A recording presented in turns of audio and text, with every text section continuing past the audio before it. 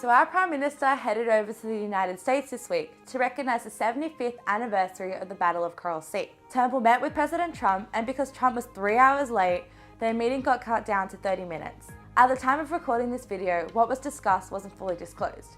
But here is a video of a press function. You guys exaggerated the call. That was a big exaggeration. I want to tell you, we had a great call. I mean, we're not babies, but we had a great call, right? The cause for Prime Minister Turnbull's visit provides the perfect opportunity to talk about diplomatic relations between Australia and the US. Whilst there are other relations between the two countries, like economic relationships such as the Australia-U.S. Free Trade Agreement, which led to the boost of US exports to our country, and the pair sit on international organisations like APEC and NATO together, I felt as though focusing on defence and security would be the best lens to examine the relationship. The Department of State website calls Australia a vital ally, partner and friend of the US. It also explains how defence ties and cooperation are extremely close. Well, they ought to be, seeing as Australian soldiers have followed soldiers from the US into every major war since the end of World War II, probably the most notable of which is the Afghanistan and Iraq wars of 2001 and 2003 respectively. In 50 years, the ANZUS Treaty had never been invoked, until September 14, 2001, by our former PM, John Howard. 3 days after the horrific September 11 attacks on the Twin Towers and the Pentagon, the then Prime Minister released a statement after a special cabinet meeting. He said, "The Australian people have been shocked and outraged at the enormity of the terrorist attacks on the US. These heinous crimes have caused catastrophic loss of life, injury and destruction." He went on to say, "The government has decided, in consultation with the United States, that Article 4 of the ANZUS Treaty applies to the terrorist attacks on the US. The decision is based on our belief that the attacks have been initiated and coordinated from outside the country." What is Article 4? It pretty much states that any attack on any parties in the Pacific area would result in acting to meet the common danger, thus the invasion of Afghanistan.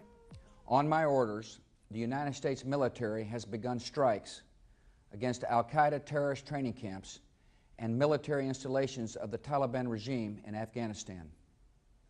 These carefully targeted actions are designed to disrupt the use of Afghanistan as a terrorist base of operations and to attack the military capability of the Taliban regime. We are joined in this operation by our staunch friend, Great Britain. Other close friends, including Canada, Australia, Germany, and France, have pledged forces as the operation unfolds. Many academics debate the legality of this war, as is often done when war breaks out in the 21st century. However, the legality of the invasion is not the point of this video. Fast forward 16 years and we've had 6 prime ministers, yes, I'm counting Kevin 07 twice, and 3 presidents. And there are 2 entirely different people in the driver's seat. President Donald Trump and Prime Minister Malcolm Turnbull are now 2 leaders of the free world, but they haven't exactly seen eye to eye. It all started when Trump learned about what he called a dumb deal to take Australia's illegal immigrants. Australia's offshore refugees need to be resettled due to the closing of Manus and Nauru. With the coalition government adamant to have little to none of these refugees actually enter the country, resettlement deals need to be struck.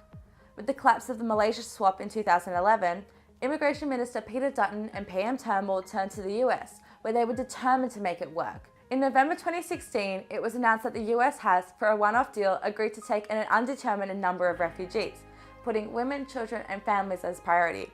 Only 1,626 people have received positive refugee status, and they are eligible to be picked for resettlement in the US. If they miss out on this, they would be resettled in either Papua New Guinea or Cambodia. Any denied refugee status would probably be returned to their country of origin.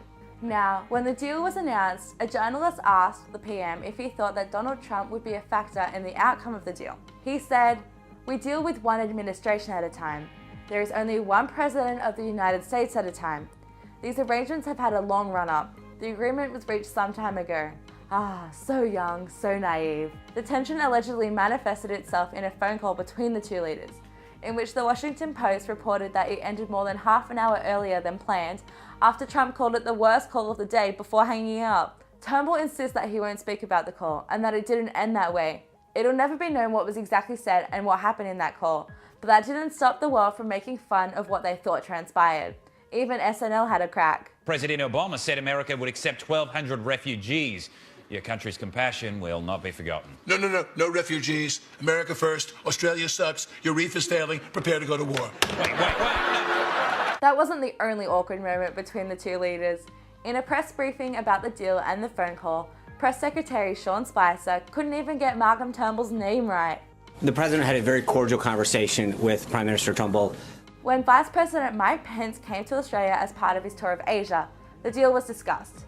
He spoke to the press, stating that whilst the US didn't admire the deal, they would honour it. The decision to go forward can rightly be seen as a reflection of the enormous importance of the historic alliance between the United States and Australia, the VP said. But has the damage already been done? Are US and Australia relations ruined forever? Well, in the end, we need them way more than it's worth proving a point in this matter. Maybe that's why the PM was so amicable when he was in New York, praising a terrible healthcare bill. Peter Jennings, director of the Australian Strategic Policy Institute, told the ABC that there must be contingency plans in place in case of a breakdown in relations. Although this seems really unlikely with the scenes coming out of New York between the two leaders.